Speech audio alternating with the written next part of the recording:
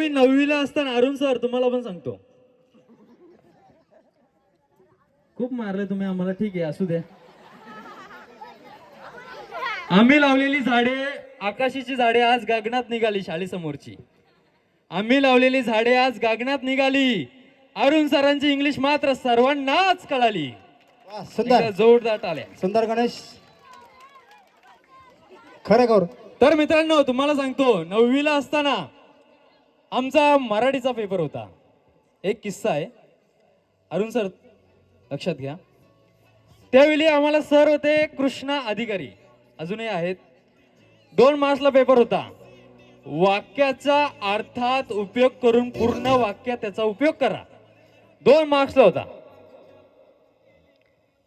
मी हुशार, मी 2 पैकी 2 मार्क्स पाडले. पण मात्र कृष्णा सरांनी, सुंदरी जरा बंद करा.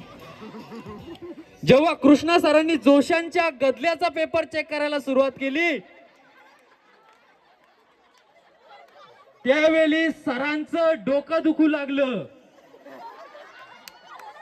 बघता बघता सरांना ताप भरला. सरांची बीपी वाढली.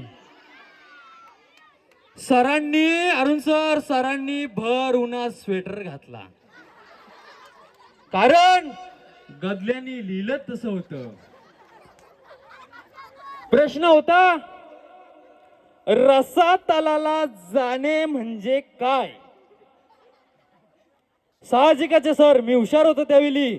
मी लिहिलं होतं, रसातलाला जाणे म्हणजे नष्ट होणे, संपुष्टात येणे, नाहीसा होणे.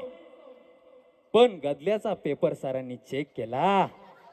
सरांना ताप भरला, बीपी वाढली, स्वेटर घातला. मी सरांना बोललो, सर तुम्हाला झालंय तरी काय? सरांची दात खिली बसली.